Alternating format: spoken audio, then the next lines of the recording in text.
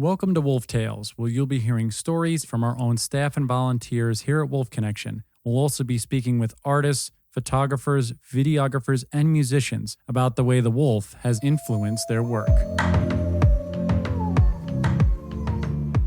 It's just me coming to you today for this podcast, and I wanted to do this, and this was out of inspiration from another volunteer, Afsoon, who is just going to be entering, I think, her first year in October.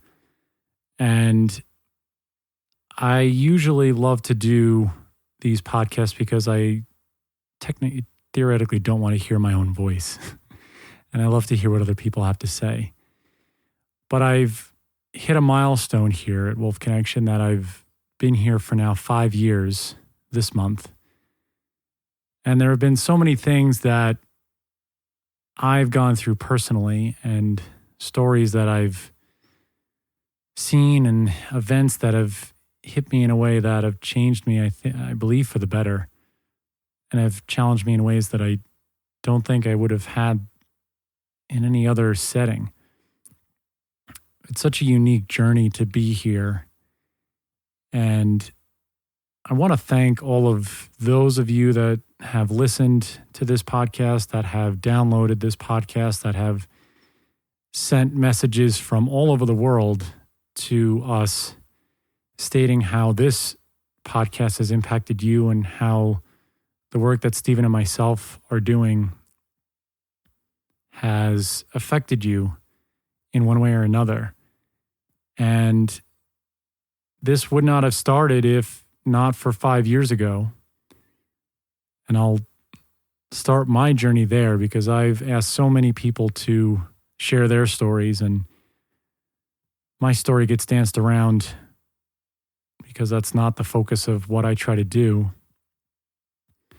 But so all of you can understand, my story began 5 years ago, probably a little bit more than 5 years ago, when I went on a hike for Wolf Connection. I was looking for wolf hikes in California.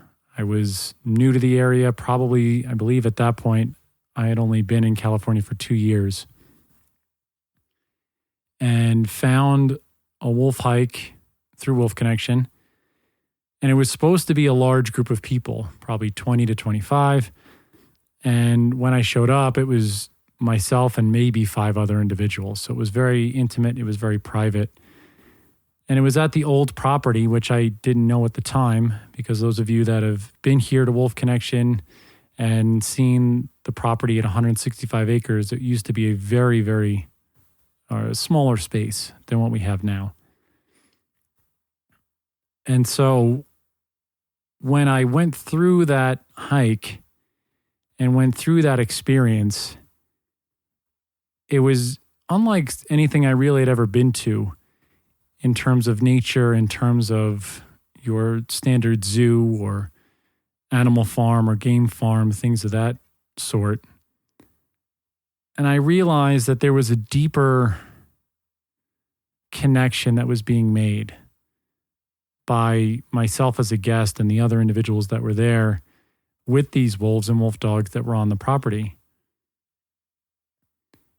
And I remember distinctly on the hike, because as I was scrolling through my phone and thinking about doing this, I came across the pictures of Willow, who is our podcast wolf, and Bo, who has since passed away since I've been here for 5 years.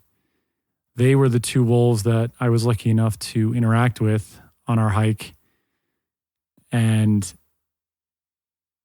it was such a unique experience that I remember being scared and fearful. And I know that's something that for most of us can be hard to admit. And I know for myself, it was something of trying to push through that uncomfortability, if I can say that right.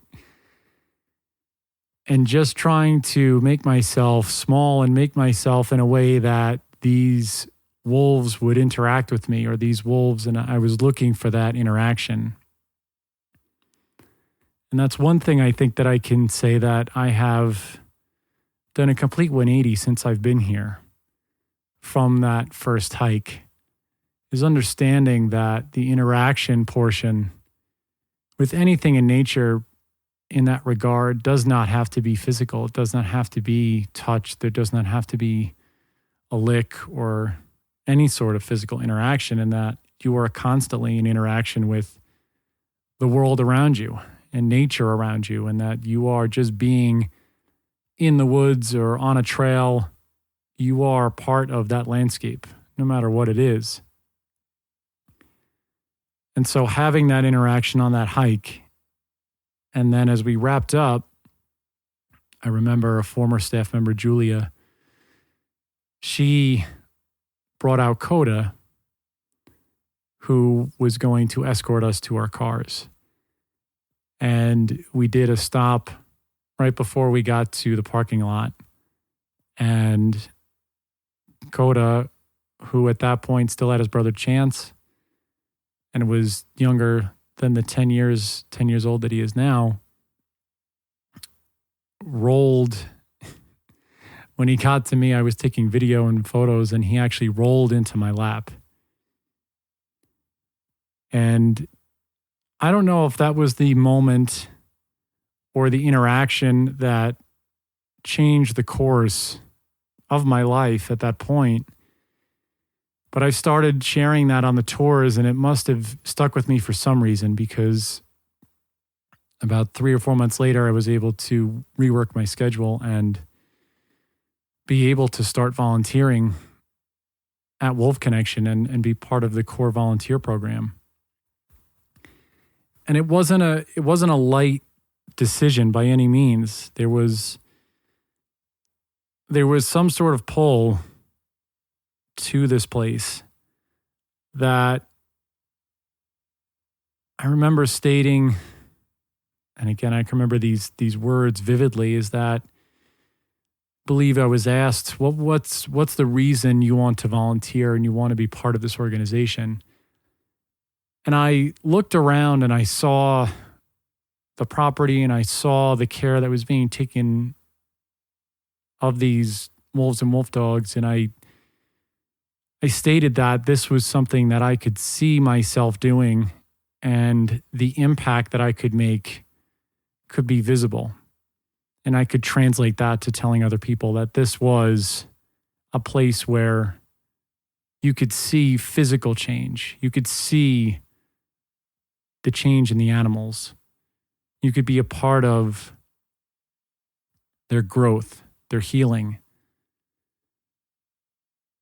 And once I got involved, it happened within the first couple of months.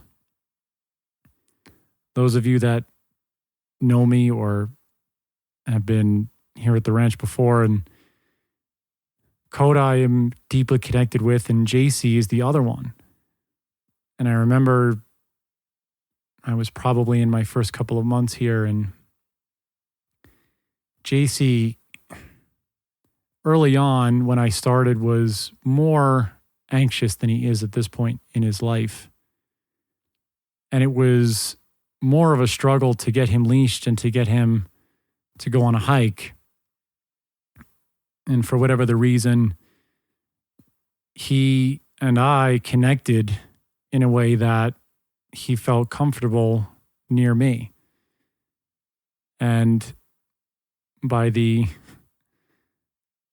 grace of whatever it may be, I was called into his enclosure and was used as a helping tool to get him on leash so that he was more comfortable. And since that point, I think him and Coda and myself have really gone through this journey together in varying ways.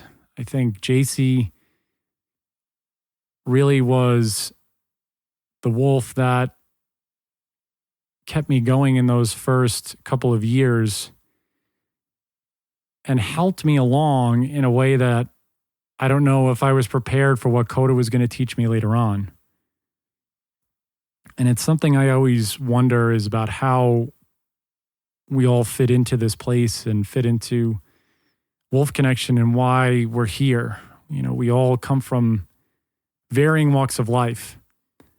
And I'll never forget a volunteer, Matt, who I still keep in touch with, and he comes back ever so often. And Matt, if I butcher this quote, I apologize in advance if you're listening. He said something that has always stuck with me, that you really get to know a person when you're chopping chicken in the dead of winter to feed these wolves. And he's not wrong.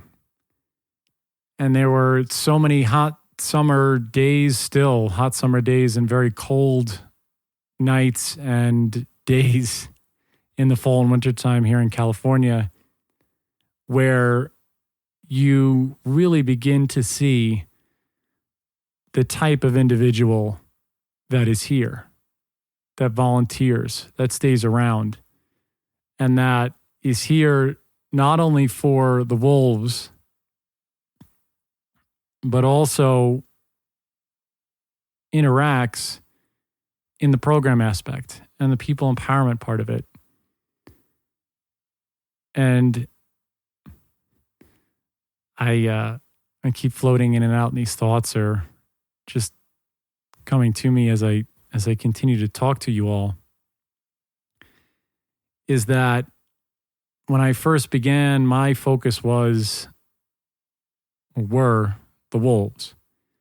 It was their care. It was, how do I make their life better? And I know the programs were a big angle, and initially my aim and my focus was not there. And lo and behold, probably about a year and a half or so into my tenure, I began speaking with Amanda, who you've all heard on this podcast a couple of times.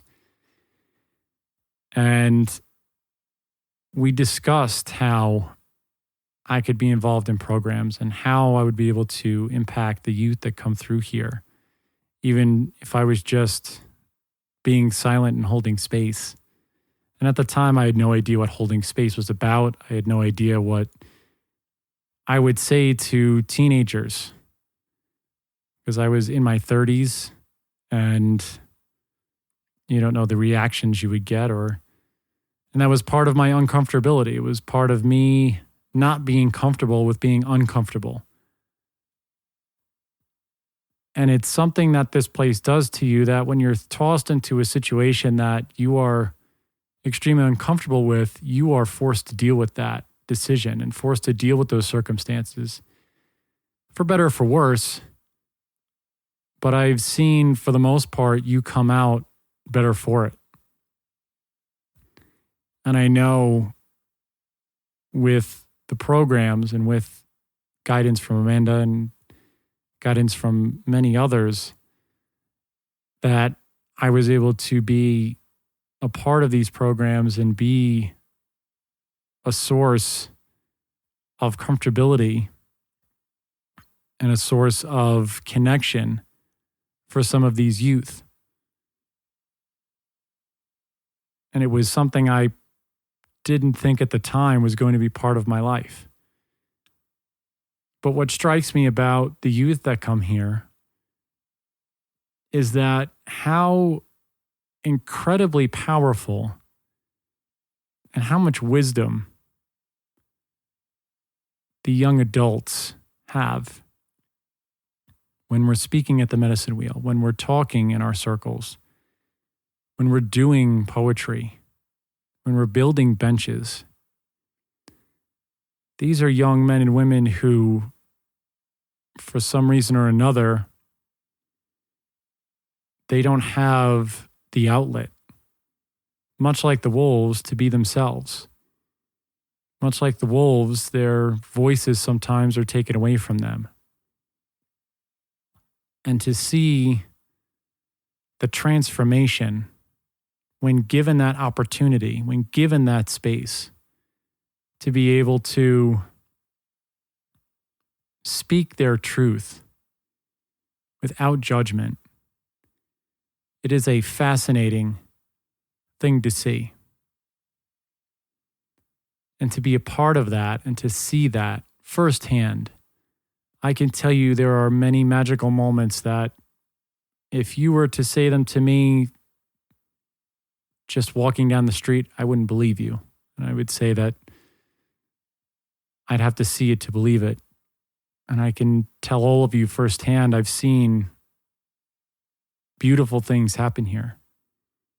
I've seen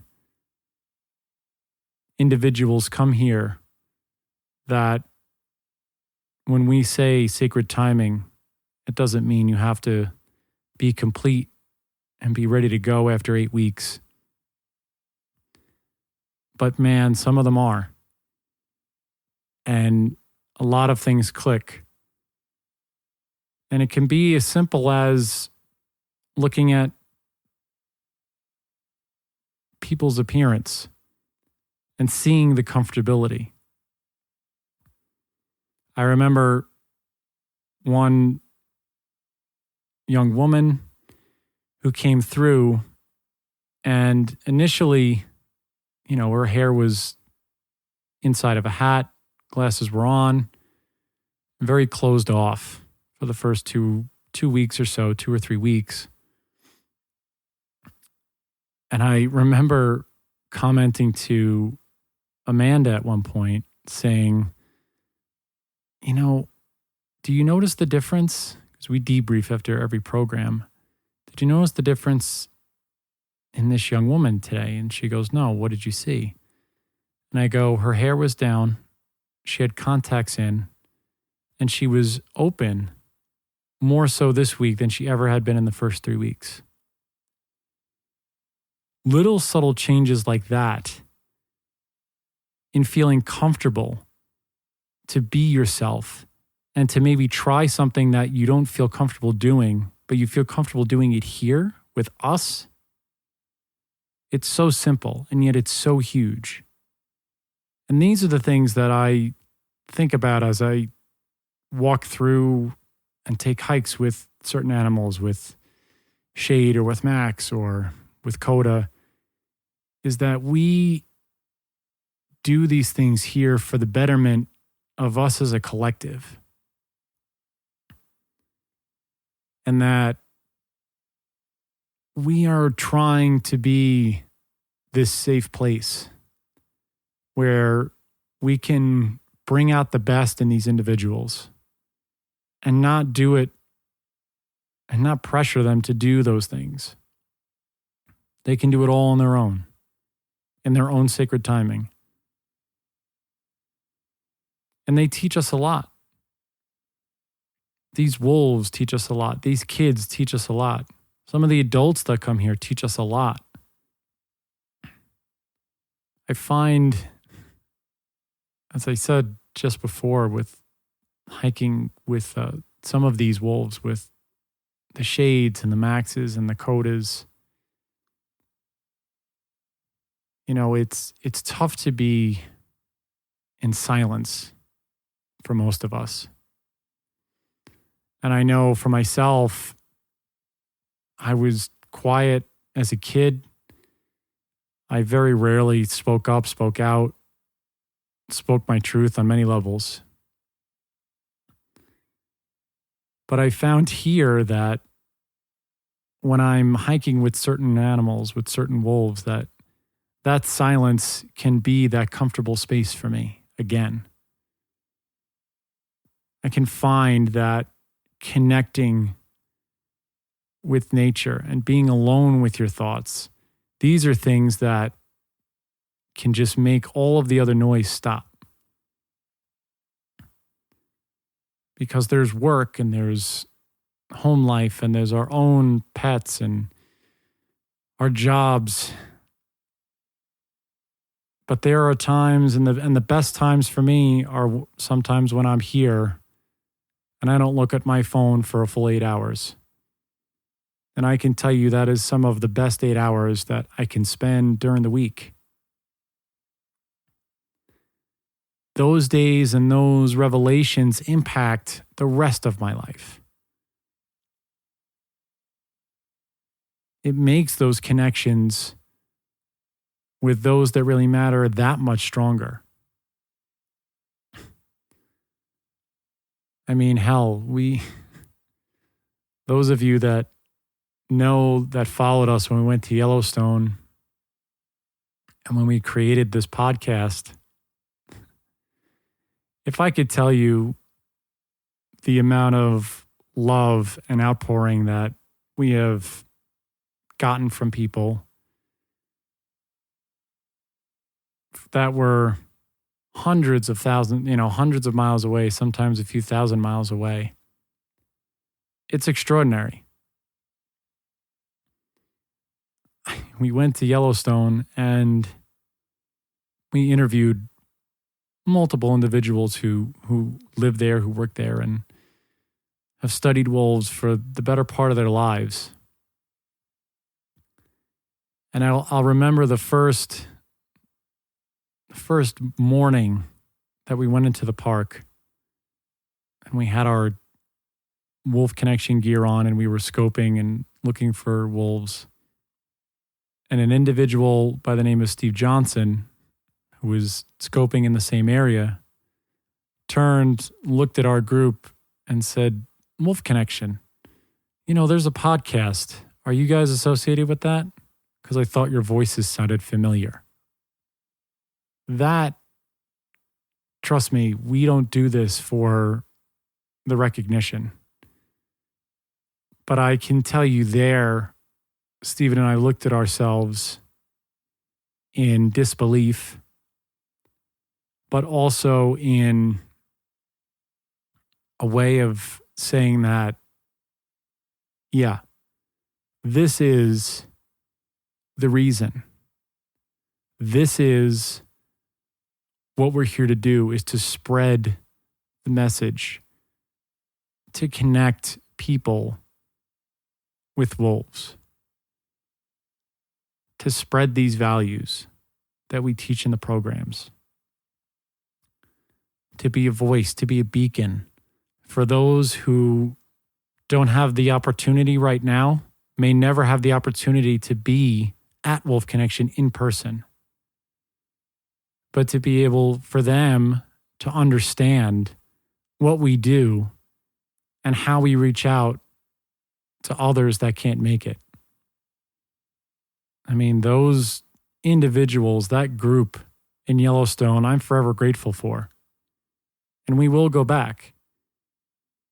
Dylan, Maddie, John Wood, Rick McIntyre, Rick Lamplew, Dylan, Jeremy, Jack, Taylor, Jim Halfpenny. These individuals have given us a bridge to almost another dimension, have connected our two places so that we can continue to connect places.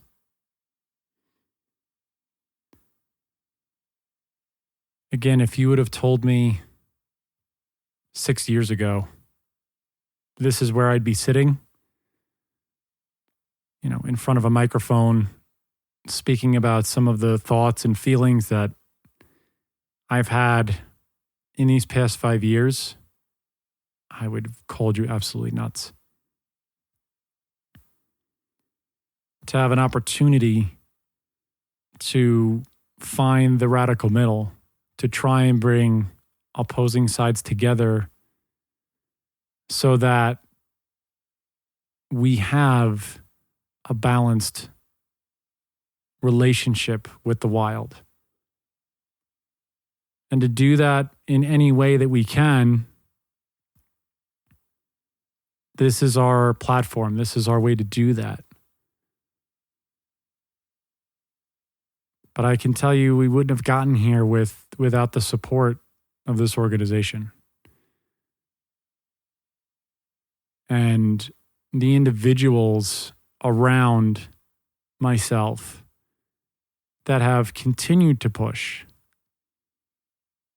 and tell me that there is more in there, that there is more to you than you think, more to you than you know. That's how this was born. That's how this became a reality. It's been a struggle. It's always been a struggle. To be able to speak and share the truth of things that I want for myself. To share stories that I so passionately love because of a crippling fear I had as a young man speaking in front of large groups. And now I can't get enough of it. I can't wait to go on tours and tell people these stories about these wolves, about these kids that have come through here, about these volunteers that have dedicated their lives to this place. You've heard some of the wolf tales. These are real, living, breathing individuals that genuinely sacrifice so much for the greater good. And our organization is not alone. There are many others out there, many others that we've interviewed. They are doing the work to make sure that we are keeping ourselves in line and in balance, especially with this species. I never knew the rift that there was between humans and wolves. I wasn't privy to it. I wasn't looking for it. Now I crave it. I crave looking for the next book to read. I look for the information. I want to know both sides. I want to make sure that I am knowledgeable enough to have these conversations. The long pauses here are for me just to sit and be comfortable with just letting things breathe. I can tell you that used to feel so uncomfortable.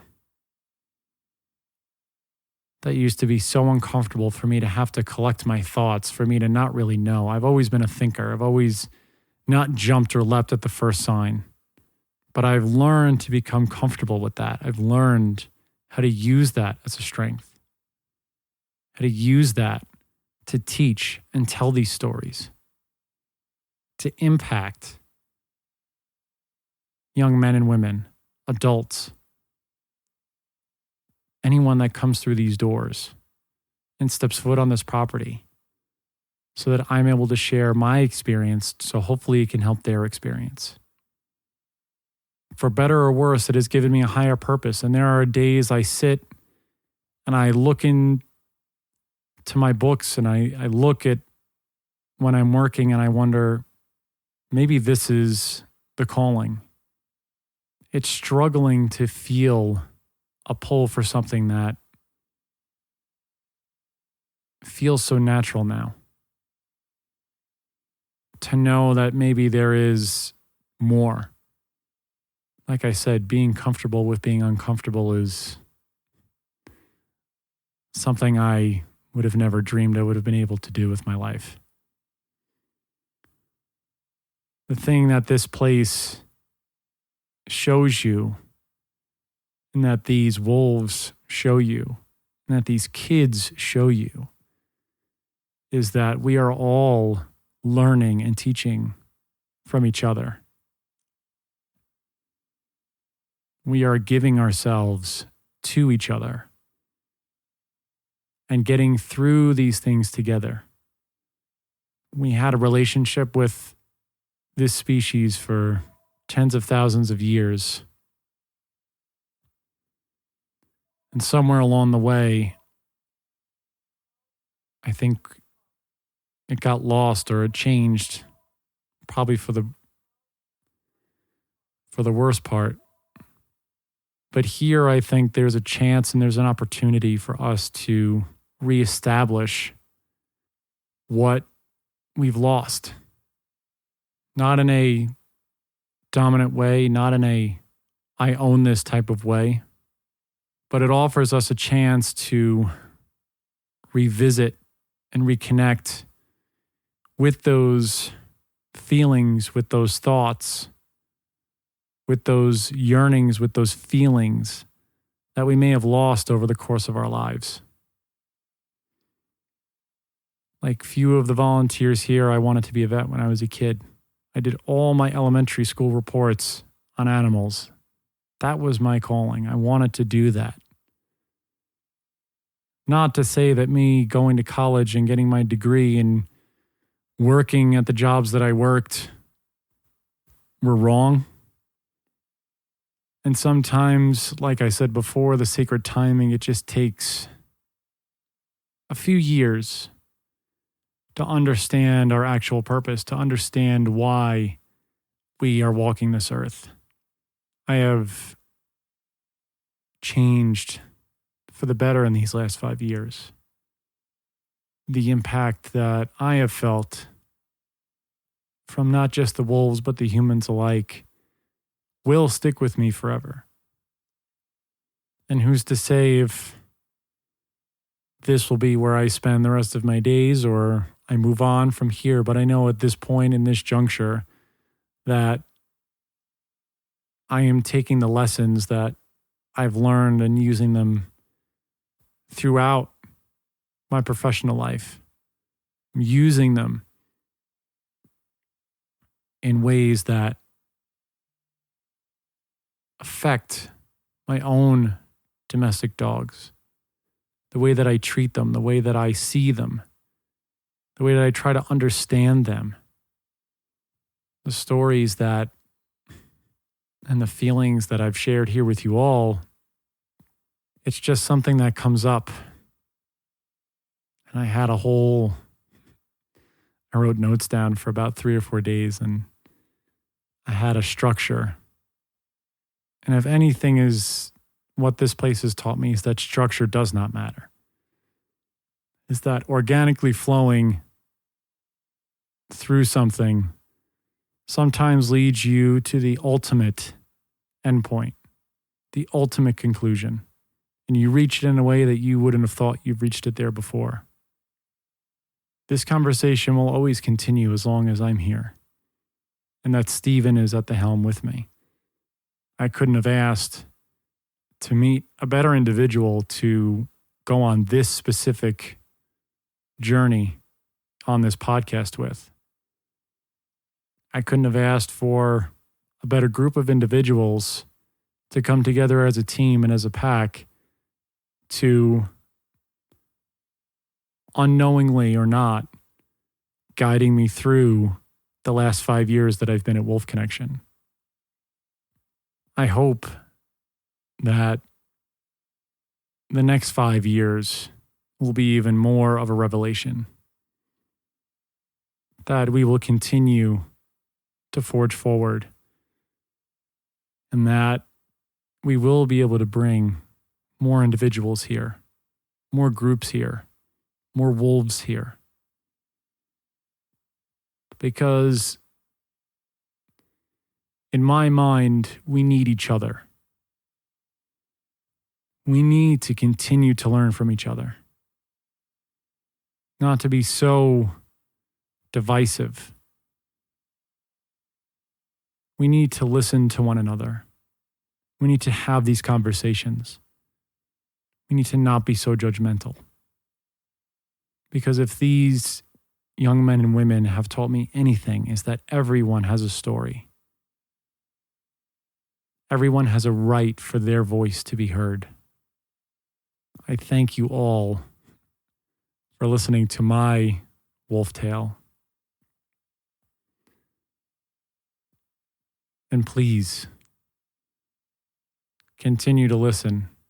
Continue to comment. We are here, and we will always be broadcasting to you and giving you the best that we can through these interviews, through these stories, through this pack. You are all the heartbeat that keeps us going. Until next time, Stephen will be with me. Howls to you all. We'll be with you next time. Looking to support Wolf Connection or sponsor one of the wolves in our pack? Just go to wolfconnection.org, click on the Donate tab, and find out more information.